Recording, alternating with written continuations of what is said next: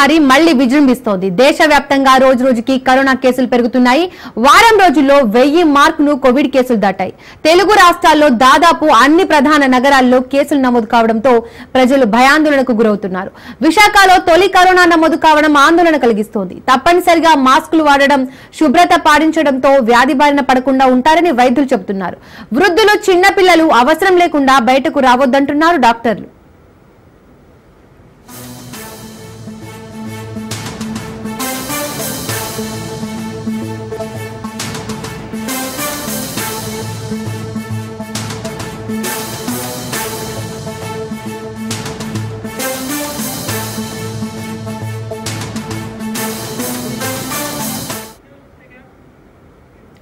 Corona మహమ్మారి మళ్లీ విజృంభిస్తోంది. దేశవ్యాప్తంగా రోజు రోజుకి కరోనా కేసులు పెరుగుతున్నాయి. వారం రోజుల్లో 1000 మార్కును కోవిడ్ కేసులు దాటాయి. తెలుగు రాష్ట్రాల్లో దాదాపు అన్ని ప్రధాన నగరాల్లో కేసులు నమోదు కావడంతో ప్రజలు భయాందోళనకు గురవుతున్నారు. విశాఖలో తొలి కరోనా నమోదు కావడం ఆందోళన కలిగిస్తోంది. తప్పనిసరిగా మాస్కులు వాడడం, శుభ్రత పాటించడంతో వ్యాధి బారిన పడకుండా ఉంటారని వైద్యులు చెబుతున్నారు. వృద్ధులు, చిన్నపిల్లలు అవసరం లేకుండా బయటకు రావద్దంటున్నారు డాక్టర్లు.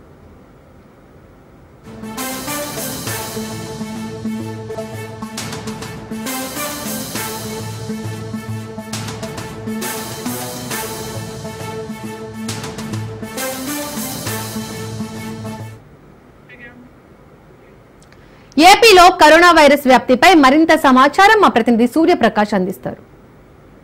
దేశంలో మళ్ళీ కరోనా విజృంభణ అయితే జరుగుతుంది. ఎక్కడికక్కడ కూడా భారీ అత్యధికంగా అయితే కేసులు పెరిగే పరిస్థితి అయితే ఎంతైనా కనిపిస్తుంది.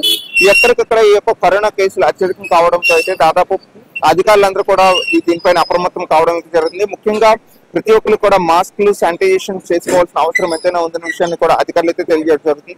ముఖ్యంగా మనం విశాఖపట్నం కేజీహెచ్ ఉత్తరాంధ్రకి ఇది ఒక వైద్య ప్రధానిగా అందరూ కూడా చెప్పుకోవడం జరుగుతుంది. వైద్యాన్ని అందించడానికి విశాఖపట్నంలో ఈ యొక్క కేజీహెచ్ అనేది ఎప్పటి నుండో కూడా ఉన్నది. దాదాపు ఇది 100 సంవత్సరాల పైసలకైతే పూర్తి చేసుకున్న పరిస్థితి ఉంటుంది. దీనికి సంబంధించి కేజీహెచ్ పరిసర ప్రాంతాల్లో మొత్తం కూడా ఎప్పుడు కూడా దీనికి సంబంధించి అన్ని ఏర్పాట్లు కూడా వైద్య రంగానికి కావాల్సిన ఎవరికి ఎటువంటి సమస్య వచ్చినా, ఏ బాధ వచ్చినా కూడా అందరూ కూడా ఈ లోపల ఉండడం అయితే జరుగుతుంది. ఇక్కడ సంబంధించి ప్రస్తుతం కరోనాకి సంబంధించి ఎవరైనా సరే బారిన పడినా సరే దానికి సంబంధించి 20 పడకలను అయితే ఏర్పాటు చేయడం జరిగింది. 20 పడకలకు సంబంధించి దానికి కావాల్సిన క్వారంటైన్ కూడా సిద్ధం చేయడం జరిగింది. కానీ పబ్లిక్ అవేర్నెస్ లో కూడా చాలా లోపం అయితే ఉన్నట్టయితే కనిపిస్తుంది. దాదాపు విశాఖపట్నం కేజీహెచ్కి అయితే ఇలాంటి కేసులు ఏవైనా సరే, ఏ కేసెస్ వచ్చినా సరే, అసలు మెడికల్ ఎమర్జెన్సీకి సంబంధించి ఎవరైనా సరే వచ్చేటప్పుడు కూడా తప్పనిసరిగా మాస్క్ ధరించాల్సిన అవసరం ఎంతైనా ఉంటుంది. కానీ ప్రస్తుతం ఎవరు కూడా మాస్కులు ధరించడం లేదు. పబ్లిక్ లో అసలు ఈ అవేర్నెస్ లేకపోవడం వల్ల ఈ యొక్క ప్రాబ్లం అయితే ఉంటుంది. అధికారులు అయితే ఇప్పటికే మాస్క్ తప్పనిసరి విషయాన్ని కూడా తెలియజేస్తున్నా కూడా కనీసం ఆసుపత్రికి వచ్చేటప్పుడు కూడా పబ్లిక్ ఇలా మాస్క్స్ ధరించకపోవడం, అలానే శానిటైజేషన్ కి సంబంధించి ఇవన్నీ కూడా చేసుకోకపోవడం అయితే చాలా ఇబ్బందులు ఎదుర్కొనే అవకాశం ఉంటుందండి. ఎప్పటికైనా ప్రజలందరూ కూడా అప్రమత్తం అవుతూ మాస్క్ ని, శానిటైజేషన్స్ ని చేసుకోవాల్సిన అవసరం ఎంతైనా ఉందనే విషయాన్ని అధికారులు వచ్చి తెలియజేస్తున్నారు. అలానే ప్రస్తుతం అమెరికాలో అయితే దాదాపు 3000 కేసులు వారం రోజుల్లో రావడం, దానికి సంబంధించి 326 మంది అయితే చనిపోయారనే విషయాన్ని కూడా నిన్న కొన్ని వార్తల్లో అయితే చక్కర్లు కొట్టిన పరిస్థితి అయితే కనిపిస్తుంది. మరోపక్క అయితే మనకి తెలుగు రాష్ట్రాల్లో కూడా ఇప్పుడు కరోనా విజృంభణ అయితే మొదలవడం అయితే జరిగింది.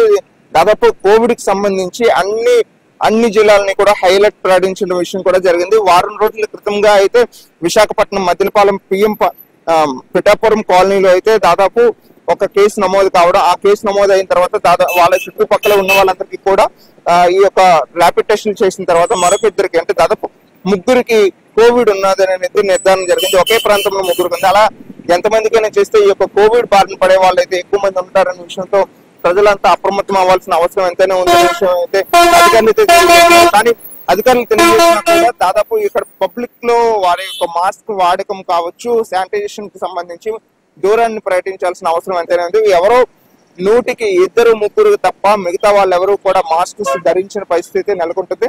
అదేవిధంగా నిన్న ఒక వ్యక్తి కేర్ హాస్పిటల్ అయితే మరణించారు కోవిడ్ తో అని చెప్పేసి వార్తలన్నీ కూడా చక్కర్లు కొట్టడం జరిగింది. దాన్ని ఈ యొక్క మెడికల్ డిపార్ట్మెంట్ అయితే ఖండించడం అయితే జరిగింది. దాదాపు అతనికి 64 సంవత్సరాలు కావడం, అతను శ్వాసకోశ వ్యాధితో బాధపడుతూ మరణించారన్న విషయాన్ని అయితే తెలియజేయడం జరుగుతుంది. కానీ ఇప్పటికైనా సరే ప్రతి ఒక్కరు కూడా పబ్లిక్ అంతా కూడా మాస్క్ ను ధరించాల్సిన అవసరం ఉంది, సామాజిక దూరాన్ని పాటించాల్సిన అవసరం ఉంది. అదే విధంగా ముఖ్యంగా ఎవరైతే హ్యాండ్స్ అనేది క్లీన్ హ్యాండ్ తో ఉండాల్సిన అవసరం ఎంతైనా ఉందనే విషయాన్ని అయితే అధికారులు అయితే ఇక్కడ తెలియజేయడం జరుగుతుంది. ఇప్పటికీ అయితే భారతదేశంలో దాదాపు 1100 కేసులు దగ్గరగా 1100 కేసులు అయితే నమోదు కావడం జరిగింది. కరోనా మరణాలు కూడా సంభవించే అవకాశం ఉండటంతో మహారాష్ట్ర, తెలంగాణ, కేరళ ఈ యొక్క పరిసర ప్రాంతాలు మొత్తం కూడా ఈ యొక్క రాష్ట్రాల్లో అయితే దాదాపు అన్ని కూడా హై అలర్ట్ ప్రకటించిన విషయం అయితే మనకు తెలుస్తుంది. మెడికల్ ఎమర్జెన్సీ రాకముందే పబ్లిక్ అంతా కూడా అవేర్నెస్ కావాల్సిన అవసరం ఎంతైనా ఉంది.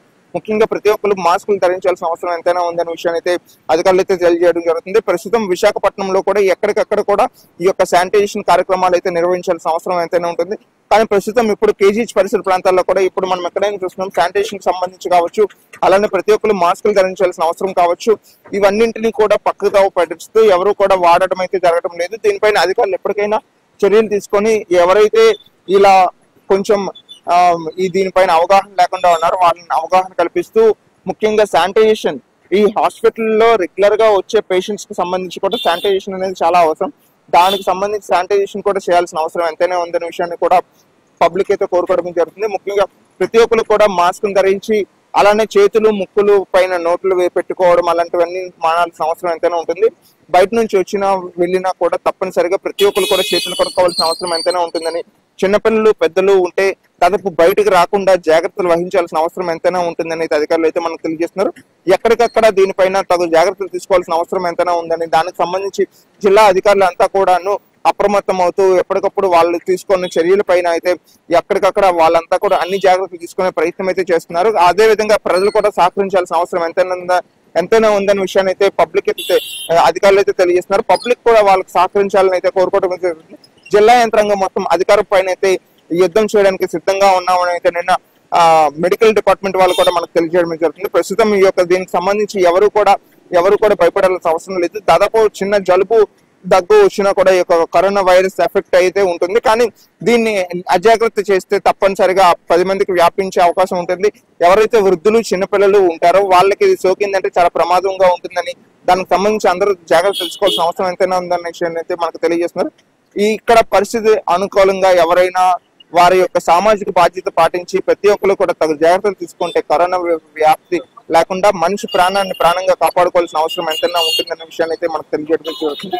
కెమెరామ్యాన్ ప్రసాద్ తో సూర్యప్రకాష్, రాజ్ న్యూస్, విశాఖపట్నం.